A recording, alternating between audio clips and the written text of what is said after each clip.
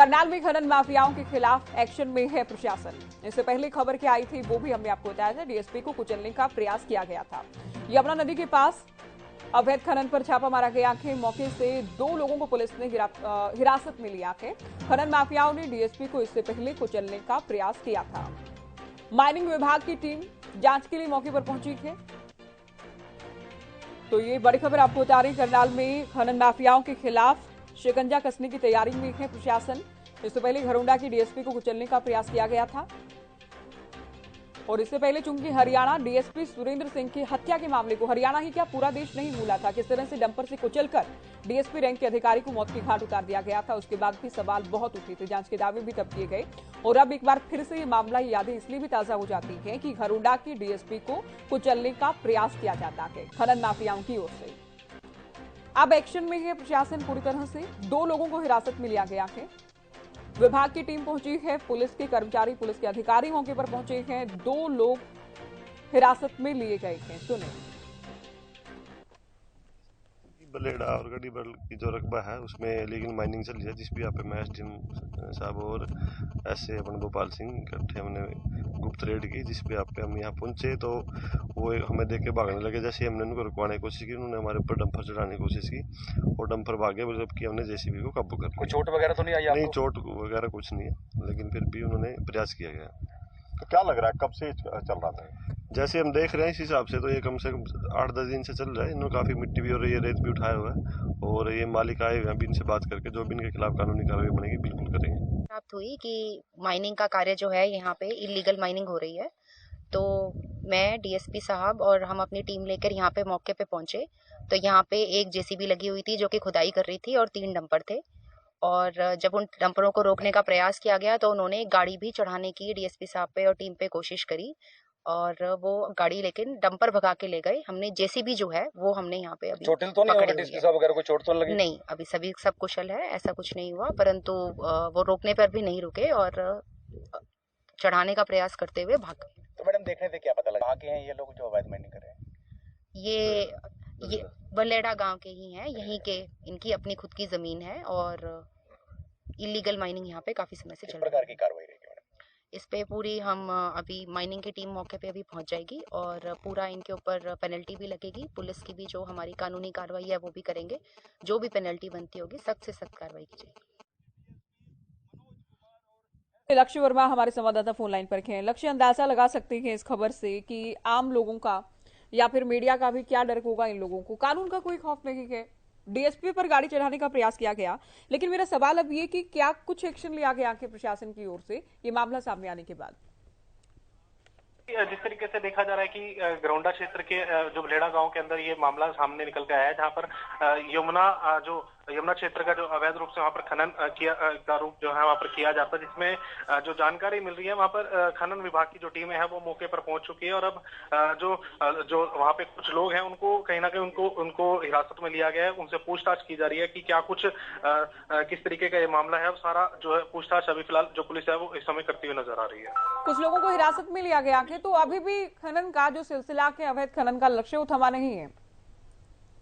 बिल्कुल, कहीं ना कहीं जिस तरीके से प्रदेश के अंदर चीजें देखने को बन पा रही है, अलग अलग क्षेत्रों के अंदर खनन माफिया है वो एक्टिव जरूर है। और ऐसे में आज जिस तरीके से जो पुलिस के जो अधिकारी हैं डीएसपी मनोज कुमार, उन पर एक डंपर चढ़ाने का जो है वो मामला सामने आया। वहां पर जो तमाम टीमें थी, एसडीएम की टीम थी, चाहे पुलिस विभाग की जो टीम थी वहां पर उपस्थित थी जो इस मामले को लेकर। और कहीं ना कहीं जिस तरीके से गुप्त सूचना के आधार पर ये कार्रवाई की गई थी, वहां पर कानून माफियाओं द्वारा या फिर जो वहां पर लोग काम कर रहे थे उनके द्वारा जो है अधिकारियों के ऊपर ही कहीं ना कहीं जो डंपर चढ़ाने का प्रयास किया गया। और उसमें ऐसे में अब निकल के जो सामने आ रहा है कि अभी जो पुलिस के अधिकारी हैं वो इस मामले में जानकारी जो है जो साक्ष्य है वो जुटाते हुए नजर आ रहे हैं। लक्ष्य, मामला सामने आने के बाद अब बहुत जरूरी हो जाता है कि खनन माफियाओं के खिलाफ कड़ा एक्शन लिया जाए। बिल्कुल, कहीं ना कहीं सरकार को भी सख्ताई दिखानी पड़ेगी। जिस तरीके से आज हरियाणा के अंदर ये मामला निकल के आया है, और ऐसे में सरकार क्या कुछ अब प्रयास करती है खनन माफियाओं को रोकने के लिए, वो फिलहाल अभी, क्योंकि जांच अब पूर्ण रूप से कहीं ना कहीं अब होगी और उसके बाद क्या कुछ निष्कर्ष निकल के आएगा वो फिलहाल देखने वाली बात रहेगी। और अभी कुछ देर पहले हमारी एसडीएम से भी बात हुई, उनका साफ तौर पर यही कहना है कि कुछ ही देर बाद हम प्रेस से बातचीत भी करेंगे और पूरा मामला जो है वो निकल के जो है सारा वो प्रेस के साथ लक्ष्य, आप बताएं कि देखिए जब जब कोई खबर सामने आती है तो मामला सुर्खियों में आता है तो चर्चा होती है, लेकिन करनाल की बात करें, कब से अवैध खनन का ये खेल जारी है? ज्योति, जिस तरीके से देखा जा रहा है, हरियाणा के कई इलाकों से ऐसी खबरें जरूर आ रही हैं कि खनन माफिया जो है कहीं ना कहीं खनन का जो है वो कर रहे हैं। और ऐसे में अब जिस तरीके से आज घरौंडा के अंदर ये देखने को बन पाया, तो अब कहीं ना कहीं जिस तरीके से अधिकारी भी साफ तौर पर कहते हैं, जिस तरीके से उनको सूचना मिली उसके बाद जो हरकत में पुलिस आती है, अधिकारी हरकत में आते हैं और वहां मौके पर पहुंचते हैं।